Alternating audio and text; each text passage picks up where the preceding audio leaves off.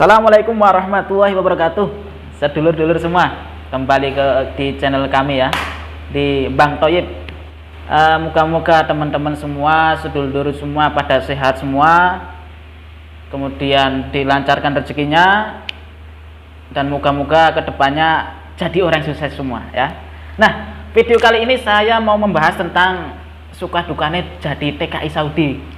Nah, ini saya buat video ini ya, bukan berarti saya ini tidak bersyukur ya, atau bukan berarti kufur nikmat, tidak.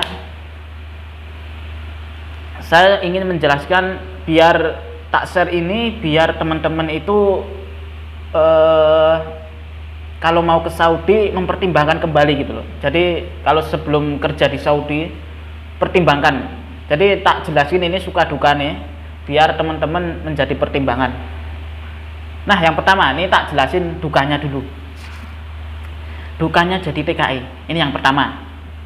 Yang pertama dukanya yaitu ya jelas lah, jauh dari keluarga ya.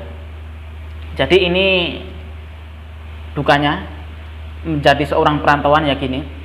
Saya ini termasuk orang yang pertama kali merantau. Pertama kali merantau jauh ya, jauh dari keluarga.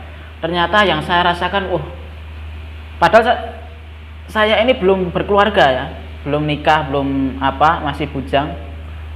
Jadi rasanya jauh dari keluarga, dari orang tua itu kangen sekali gitu. Padahal kalau di rumah itu biasanya ya ribut gitu kan.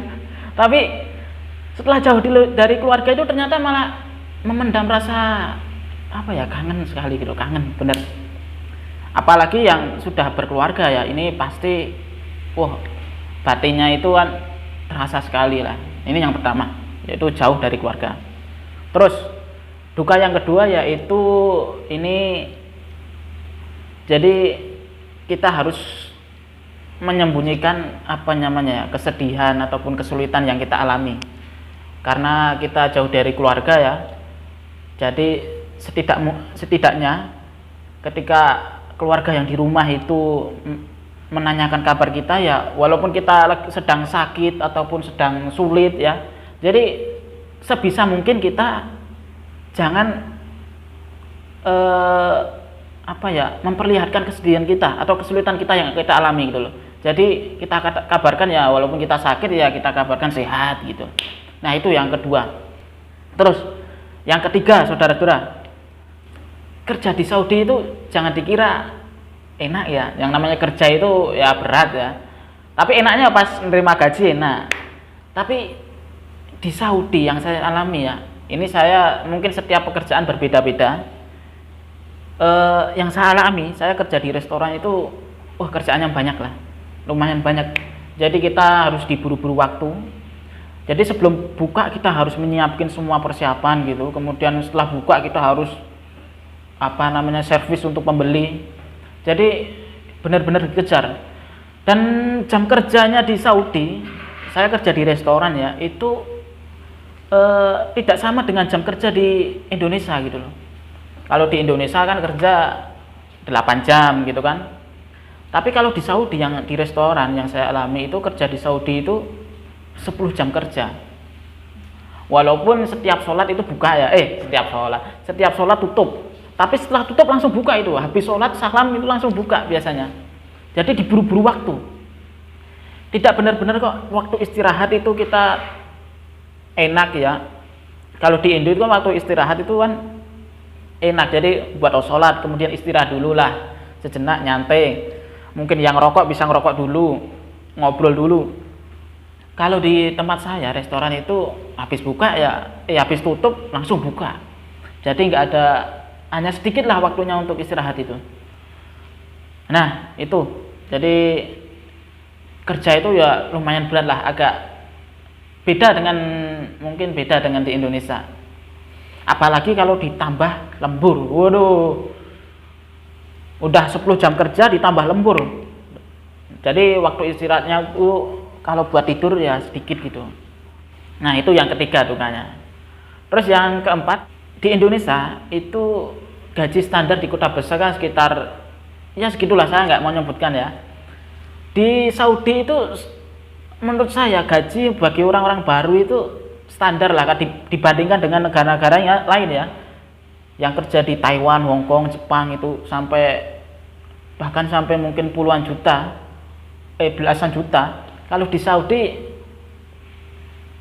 standar lah, menurut saya standar dengan gaji di Indo lah, standar. Yang di kota besar ya standar gitu. Jadi kalau teman-teman ya kalau pengen kerja di Saudi, kalau niatnya untuk cari duit, menurut saya ini nggak pas kalau ke Saudi, mungkin itu. Nah itu dukanya ya, ada 4 hal duka yang saya sebutkan. Selanjutnya sekarang saya jelaskan sukanya. Yang pertama ini ya, bisa berkesempatan untuk haji dan umroh. Nah ini yang menjadi prioritas saya, kenapa saya ke sini. Itu karena kalau ke Saudi itu lebih mudah lah untuk bisa berkesempatan haji dan umroh. Dan ini tergantung orangnya ya, kalau orangnya tidak menginginkan untuk berangkat haji umroh ya nggak berangkat. Tapi kalau orangnya itu mempunyai keinginan kuat untuk haji umroh, walaupun jauh pun dia akan datangi gitu loh. Nah ini tidak hanya 1 orang 2 orang ya, jadi teman-teman saya pun itu mengapa kok dia kerja di Saudi walaupun gajinya standar ya, rendah dibandingkan dengan negara-negara yang lain, itu karena di Saudi dia ingin bisa berkesempatan untuk haji dan umroh gitu loh. Kalau umroh setiap waktu bisa ya, jadi kita punya kesempatan, kita punya uang, kita berangkat kapanpun. Tapi kalau haji kan tiap tahun ya, kalau nggak bisa berangkat tahun ini, tahun depan. Kalau nggak bisa tahun depan, depannya lagi gitu. Dan juga teman-teman ya, walaupun teman-teman sudah tinggal di Saudi, bukan berarti seenaknya bisa berangkat haji, itu enggak. Jadi walaupun sudah tinggal di Saudi, kalau mau berangkat haji itu kita harus punya tasrih. Nah, tasrih ya, itu izin haji. Jadi kalau kita punya tasrih, kita bisa berangkat. Kalau mungkin kita nekat berangkat nggak punya tasrih, itu nanti kan dinamakan dengan haji ilegal gitu ya. Nah itu sukanya kerja di Saudi, yang pertama yaitu bisa berkesempatan untuk haji dan umroh. Ini yang pertama.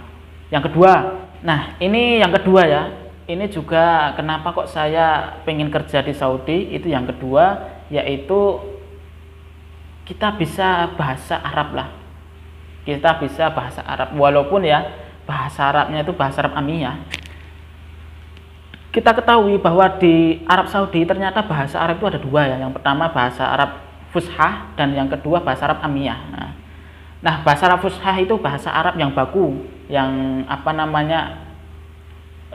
yang halus, yang digunakan di dalam keadaan-keadaan yang resmi ya, ketika pidato ataupun di majalah-majalah televisi itu pakai bahasanya bahasa yang resmi, jadi nasional gitu loh. Tapi kalau bahasa Arab sehari-hari di Saudi itu pakai bahasa Arab Amiyah. Nah kita kesini itu walaupun kita bisa bahasa Arab Amiyah ya, bukan secara fushah, tapi alhamdulillah dah lumayan lah. Jadi sukanya bisa tambah ilmu tentang perbendaharaan bahasa Arab Amiyah, walaupun Amiyah ya bukan fushah. Itu yang kedua sukanya. Yang ketiga sukanya kerja di Saudi yaitu kita lebih mengenal lah budaya Arab ya. Jadi budaya Arab ataupun di Timur Tengah itu budayanya itu tidak seperti Indonesia ya. Dari kultur, bahasa, budaya itu tidak sama gitu loh. Jadi sangat luas sekali kalau saya bahas ini tentang budaya ini. Tapi yang jelas ketika saya berada di Saudi itu jadi paham mengenai keadaan situasi di sini, budayanya, orang-orangnya. Ketika saya berada di Saudi ya, saya jadi mengenal yang namanya toleran. Jadi saya ke Saudi itu benar-benar memahami tentang bagaimana itu toleransi ya, perbedaan pendapat kita, kemudian budaya. Jadi kita tambah toleran di sini. Itu yang ketiga. Yang keempat, sukanya yaitu kita bisa berteman dengan banyak-banyak teman dari berbagai negara. Dari orang Mesir, orang Saudi, orang Turki, orang India, Bangladesh. Jadi kita banyak teman dari berbagai negara gitu loh. Jadi gitulah saudara, sukanya ya.